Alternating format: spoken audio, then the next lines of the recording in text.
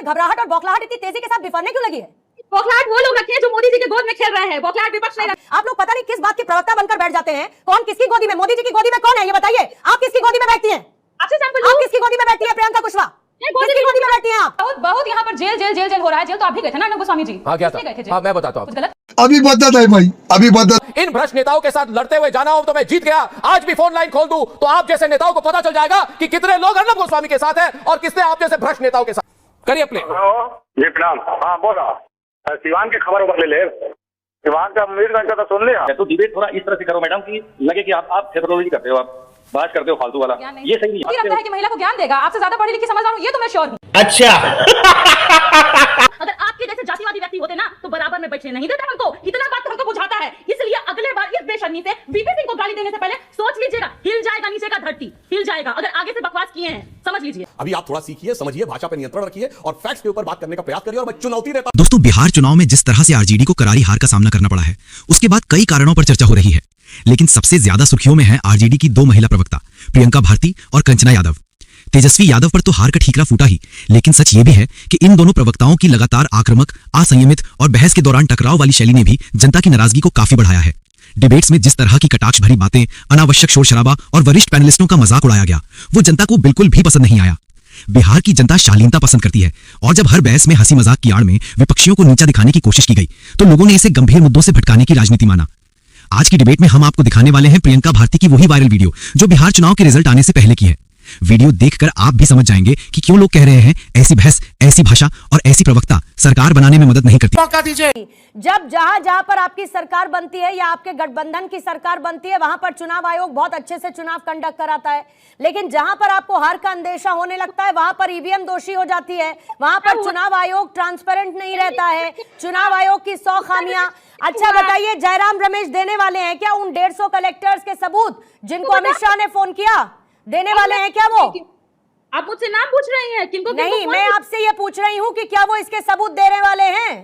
मैं बताती हूँ पूर्णिमा मिश्रा जी, अगर वो सबूत दे देंगे तो देश को एक और लोया मिल जाएगा। हम नहीं चाहते हैं कि कोई भी हमारा डीएम अगला लोया बन जाए इस देश में, इसलिए जहाँ पे जानकारी पहुंचानी है वहां पहुंचाएंगे। आपको नहीं देंगे? अच्छा, आप हमको, अरे जहाँ देना है वहां दे दीजिए। किसने मना किया? हम तो मांग भी नहीं रहे, हम तो मांग भी नहीं रहे, लेकिन जहाँ देना है वहां तो दे दीजिए। डेडलाइन खत्म होने वाली है, 50 मिनट भी नहीं बचे। देश को दूसरा लोया नहीं देंगे हम। अरे मैं कह रही हूँ 50 मिनट भी नहीं बचे, देना है तो जहाँ देना है वहां दे आए ना। अब ये भी मुझे सिखाना पड़ेगा आपको। 50 मिनट नहीं बचे हैं या 2 मिनट नहीं बचे हैं, चर्चा इस पे मत कीजिए इधर। अरे मैं इस पर चर्चा कर रही हूँ प्रियंका कुशवाहा कि हर बात पर आपको लगता है कि चुनाव आयोग दोषी है। अरे आपको अपनी मेहनत पर यकीन है ना, तो फिर ये संदेह पैदा करने की क्या वजह है? एक नैरेटिव, पहले आपका चुनावों में कोई नैरेटिव नहीं चला, फिर उसके बाद अब आप एक नया नैरेटिव ठीक नतीजों से एक दिन पहले लेकर आ गई हैं। कौन सा नैरेटिव पूजा जी? आपको नहीं पता? मेरा नाम पूजा नहीं है, मैं उस नैरेटिव की बात कर रही हूँ जो लगातार 2 दिन से आपके नेता फैला रहे हैं, जो लगातार 2 दिन से चुनाव आयोग पर आप लोग सवाल खड़े कर रहे हैं। अचानक से आपकी घबराहट और बौखलाहट इतनी तेजी के साथ बिफरने क्यों लगी है? बौखलाहट वो लोग रखे हैं जो मोदी जी के गोद में खेल रहे हैं। साले का खोपड़ी तोड़ साले का। बौखलाहट विपक्ष नहीं रखता। कभी कभी ऐसी शब्दावली का इस्तेमाल करती है ना। प्रियंका जी, आप किसकी गोदी में खेल रही हैं? मैं मीडिया की बात कर रही हूँ। आप किसकी गोदी में खेल रही हैं? आप मोदी किसकी गोदी में खेल रही हैं? आप लोगों को बिल्कुल तमीज नहीं है कि कौन से शब्द, कैसे शब्द कहां बोलने हैं। आप लोग पता नहीं किस बात के प्रवक्ता बनकर बैठ जाते हैं। कौन किसकी गोदी में? मोदी जी की गोदी में कौन है ये बताइए। आप किसकी गोदी में बैठती हैं?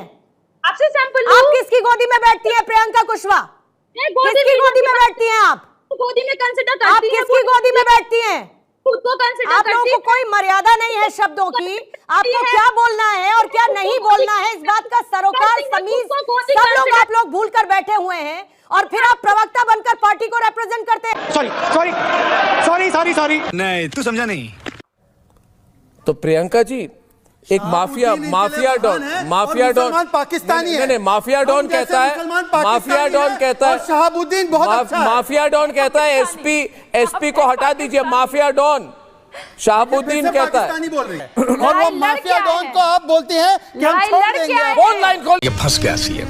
अमित कुमार जी, आप लाइन पर हैं? हाँ जी। आपको क्या लगता है मुद्दा क्या है? मतलब कि आप किस साइड, किस पक्ष में हैं? आप बीजेपी की तरफ बोल रहे हैं इसमें कि ऑपोजिशन के साथ हैं आप? अभी मजा आएगा ना भिड़ो। हाँ, ये अर्नब गोस्वामी जी है। हाँ, बोल रहा हूँ। हाँ, जय श्री राम। जय श्री राम जी। अमित कुमार। हाँ, मैं ये बोलना चाह रहा हूँ सर, मैं तो बीजेपी की तरफ से या जो भी है, मैं बोलना चाह रहा हूँ कि बिहार से ये हमारी जो मैडम है आरजेडी की प्रवक्ता, ये डिबेट कर रही हैं, ठीक है, तो डिबेट थोड़ा इस तरह से करो मैडम कि लगे कि आप थेथोलॉजी करते हो, आप बात। अरे बाप रे, ये तो धोती खोल रहा है। करते हो फालतू वाला, ये सही नहीं है। ज्ञान नहीं चाहिए, आप मुद्दा सही रखो, और मुद्दा इस तरह से आप हंसते हो, डिबेट करते हो, आपको करोड़ों लोग देख रहे हैं। प्रियंका जी की वॉल्यूम अप कीजिए। तो इस तरह से आप रखता है कि महिला को ज्ञान देगा। आपसे ज्यादा पढ़ी लिखी समझदार हूँ, ये तो मैं श्योर हूँ, ये तो मैं श्योर हूँ, क्योंकि मैं जय भीम, जय बिरसा, जय मंडल का नारा लगाती हूँ। मैं श्योर कि मैं आपसे ज्यादा समझदार हूँ, तो बपौती नहीं है किसी मर्द का किसी महिला को ये बताने का। पैरों तले रखा था लालू जी ने। आपको, आप कह रहे हो वो पढ़े लिखे नहीं, आपको कैसे पता आप पढ़े लिखे नहीं? अगर जय श्री राम इन्होंने कहा तो आपको गुस्सा आ गया। आप बताइए मुझे, बिहार से कोई जय श्री राम कहे तो आपको गुस्सा क्यों आता है? Good question, you are good question. Bihar में कोई हिंदू जय श्री राम कहे, अगर हिंदू जय श्री राम नहीं कहेगा तो कौन कहेगा? समझ नहीं आ रहा है क्या आपको? आप हिंदू नहीं कहेगा तो क्या मुसलमान कहेगा जय श्री राम? ये बड़ी अच्छी बात कही आप प्रियंका जी। जिस तरीके से बड़ी बेशर्मी के साथ में अभी आपने क्या बोला, जाति गर्मी आपके भीतर इतनी है, सामंती सोच इतनी है, तुरंत बोले वीपी सिंह फेंका गए। ना आपकी हैसियत है वीपी सिंह को फेंकने की, ना आपकी पूरे भाजपा की हैसियत है कि वीपी सिंह को फेंक दीजिएगा। आया समझ में? मंडल में सिंह रहे हैं वो। Why do you get हवा में फेंक दिया। कौन फेंक दिया? आप फेंक दिए। कौन फेंक दिया वीपी सिंह को? बहुत बेशरम है आप। Why do you get personal? इस तरह के शब्द क्यों यूज करती हैं? 3 वेदों के ज्ञाता हो गए हैं, ये लेके भीतर में सामंती वाली मानसिकता घूम रहे हैं। शर्म कीजिए, पिछड़े तबके की ये यहाँ पर बैठी है क्योंकि उसी के मंडल कमीशन से निकले हुए आरक्षण से मैं यहाँ तक पहुंच पाई हूँ, मैं यूनिवर्सिटी का रास्ता देख पाई हूँ। अगर आपके जैसे जातिवादी व्यक्ति होते ना तो बराबर में बैठने नहीं देते हमको। इतना बात तो हमको बुझाता है। इसलिए अगले बार इस बेशर्मी से वीपी सिंह को गाली देने से पहले सोच लीजिएगा, हिल जाएगा नीचे का धरती। तू क्या बोल रही है? हिल जाएगा अगर आगे से बकवास किए हैं, समझ लीजिए। प्रियंका जी, ये इस तरह की शब्दों का ना थोड़ा सा जरा ध्यान रखा कीजिए। You are an official spokesperson, नहीं, you are an official spokesperson of a party. बकवास, हिम्मत, नहीं प्रियंका जी प्लीज रिलैक्स। उन्होंने कोई पर्सनल कमेंट नहीं किया आपके, इनको प्लीज डोंट डू दिस। आपा नहीं खोना चाहिए Priyanka ji, please don't do this. ये अभी मैम हमें जवाब दे। मैं आपको मैम करके बात कर रहा हूं, please don't do this. Audio down, thank you very much, relax please, don't do this. Priyanka ji, क्या ये उंगली उठा के आप ऐसे आप खुद ही बोलेंगे? सुनिए, रिलैक्स, इनको आवेश में नहीं आना चाहिए। प्रियंका जी, अब कान खोल के सुनिए।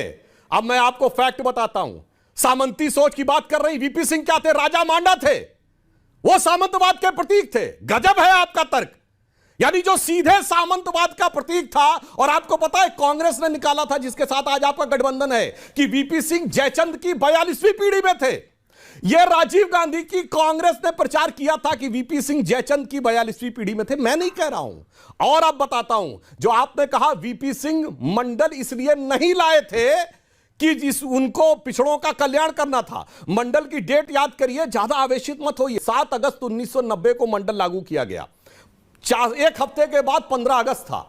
शरद यादव ने एक किताब में, प्रियंका जी आपका ऑडियो नहीं जा रहा है, रिलैक्स। यादव का स्टेटमेंट है एक पत्रकार की लिखी किताब में, जिसमें उसने यह बात कही है उन्होंने कि वीपी सिंह 15 अगस्त को अनाउंस कर सकते थे लाल किले की प्राचीर से, मगर उन्होंने इसलिए अनाउंस किया क्योंकि 9 अगस्त को देवीलाल की रैली थी। अरे बाप रे, ये तो धोती खोल रहा है।